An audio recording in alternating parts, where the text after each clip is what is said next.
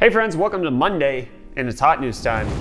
Actually, the echo is worse in here without the sound panels. Never mind, we'll talk about that later. There's going to be an announcement coming to UFD Tech later this week, so stay tuned for that. But let's go ahead and talk about the news today, which is first up, actually a pretty big win for AMD and their mobile division specifically, because there are reports coming out that Microsoft is planning on partnering them with their upcoming Surface devices, specifically using their APUs in their Surface laptops.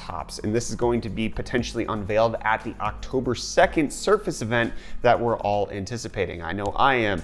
This is big news because up until now, Surfaces have used Intel SoCs, and switching over to AMD, not completely, it's supposed to be like a 50-50 split where it's AMD and Intel options, means that Microsoft is actually supporting the hardware manufacturer, which could mean better Verizon support on Windows at some freaking point in the future, and not having scheduler issues that go on for months and months and months. That would be ridiculous, but you know, whatever.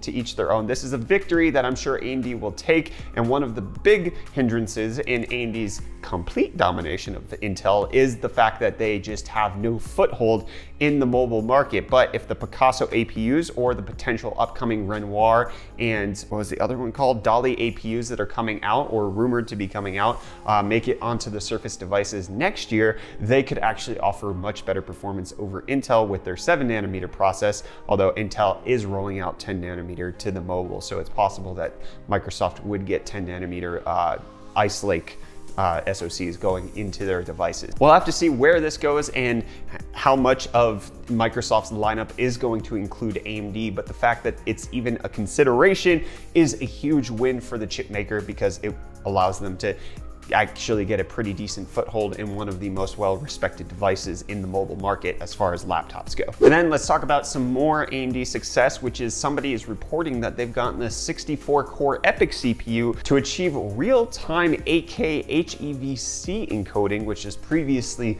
unattainable because of the way the program was designed. It was able to parallelize all of the instructions and actually give real-time 8K encoding, which is quite impressive. But let's switch on over to the blue team and talk about what Intel has coming down the pipeline, because Gigabyte has apparently filed tons and tons of different filings with the EEC, also known as the Eurasian Economics Commission, indicating that we are about to get a butt ton of new motherboards. Primarily is a brand new Z series chipset, which is going to be the Z490, as well as indicating that we're getting H470, Q470, B460, and H410. With them being filed at the EEC, it could be that Intel is planning on launching these alongside their Comet Lake, which I would expect sometime in January. However, it could be possible that no, they wouldn't do that. I was just thinking that they might launch it alongside the 9900KS, which is supposed to come out in October, but zero chance of them doing that because they've already had two chipsets to support the 9900K, Z370,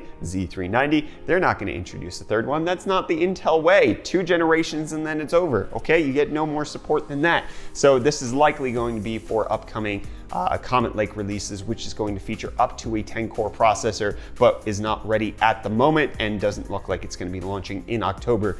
But it's only Gigabyte that's being filed, and it's dozens of boards. It's kind of intriguing why this is happening right now and when this is going to be launching or debuting. So we'll keep you updated here on Hot News. And then speaking of updates, Razer updated their Huntsman keyboard for the Tournament Edition. And in case you're not familiar with the Huntsman, it's the keyboard that has optical switches that allows you to get very precision control over your keystrokes, including up to 0.1mm actuation points. It's crazy with lightning fast response times. But I'm gonna respond to this next article by saying what? I don't like it, which is that Nissan, or Nissan if you're in South Africa, is working with FaZe and Optic to design gaming chairs, which partially makes sense because the gaming chair aesthetic does take its design cues from racing seats. It makes partial sense, but at the same time, the GTR Nismo seat concept is featured here, looks hideous. I would not sit in it.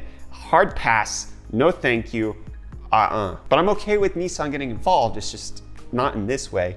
But speaking of car manufacturers getting involved in things, Volkswagen is also apparently planning on developing a new car operating system, which probably would be perfect for faking emissions, because then if you don't have control over the chip that's in the car, you can then control the software of what the chip says, just like they did when they cheated the diesel emission.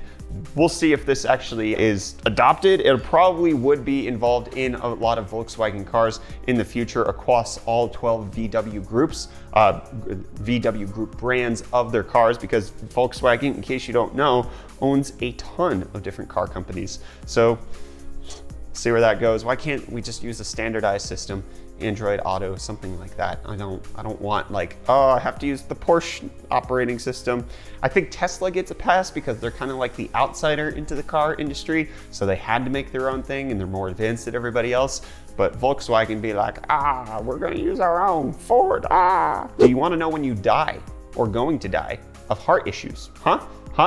Well, apparently there's a new AI that can potentially check out whether or not you're gonna die based on your EEG. This is thanks to MIT's C-SAIL. They've developed a machine learning system that can, based on your EEG, check and see whether or not you have a ton of issues, but also if you get an EEG reading after an episode or an event with cardiac symptoms, they can tell if you're gonna die within 30 days or within a year. Good predictability. You best find out, okay? Because the biggest issue is you're not gonna change your lifestyle. You're gonna keep eating crap and look like crap, and it's gonna feel like crap, and then you're gonna die. And MIT gonna be like, we told you so. And then you're gonna sue MIT to get money. That's right, that's how it works. And then a bit of news that I'm confused about, because I swear the OnePlus 7 just launched. Like, it had to have just launched, but the OnePlus 7T Pro is apparently going to be unveiled on October 10th, in less than a month. Am I crazy? When did it launch?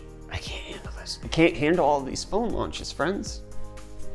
But what I can handle is Google giving me a feature that I actually want, which is being able to search via screenshots on your phone. I like this because it will allow me to find memes without having to type in a description of what they are. Do you know how infuriating it is trying to reference a meme to somebody, but you can't remember where you saw it, you only remember what it was, and then you type in dude dying at hospital in cartoon comic. Freaking, like, just let me screenshot lost and then I have it, okay? This is what I need that feature for. And you know what else you need? 5G. And Verizon is saying that they're gonna be planning on launching home 5G networks everywhere that it has its mobile service. So in case you are anticipating getting 5G for your household, which can or cannot be faster than what you might have, it will be available if 5G is available in your city via Verizon, which, like, first of all, the places that are gonna have 5G are gonna be major cities, which I would assume already have infrastructure for pretty decent internet. Why would you go 5G? I don't know. Who knows?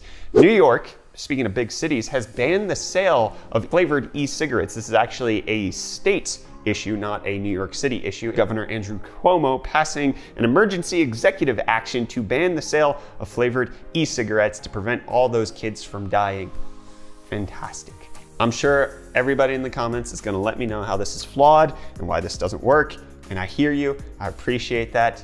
We can have children murdered in schools, but freaking don't die from vaping. Obviously the gun control issue is a little more complicated than that, but I mean, the fact that everybody's acting so swiftly on e-cigarettes as soon as something bad happens, it's a little strange. Or maybe it's just the fact that they smoked some Chinese THC and died because of that, maybe. But guess what? I read a report that's not included in this hot news that people are now going to be quitting nicotine by smoking cigarettes.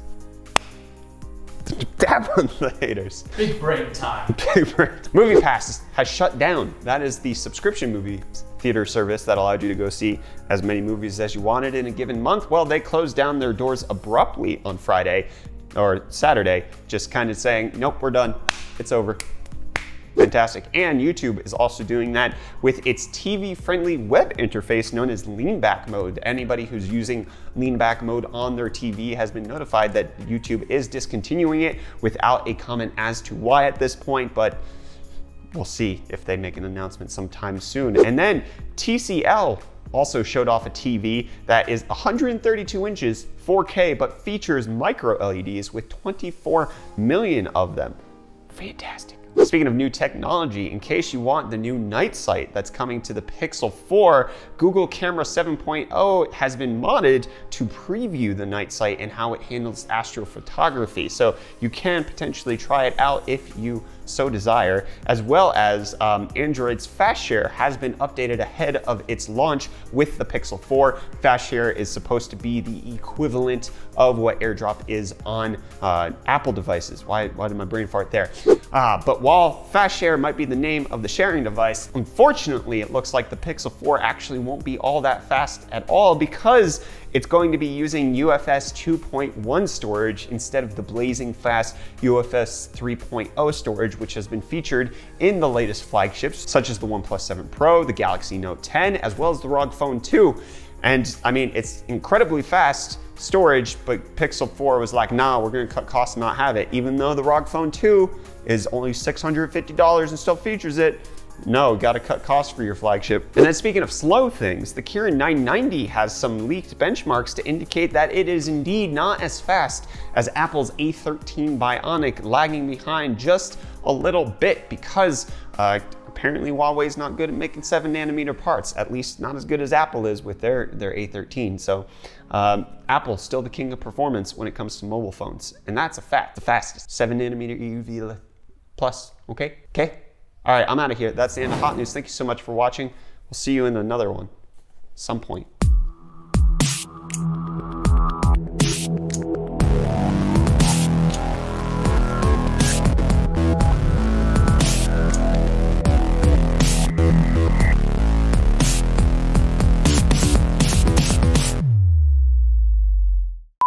I don't know what I'm saying anymore.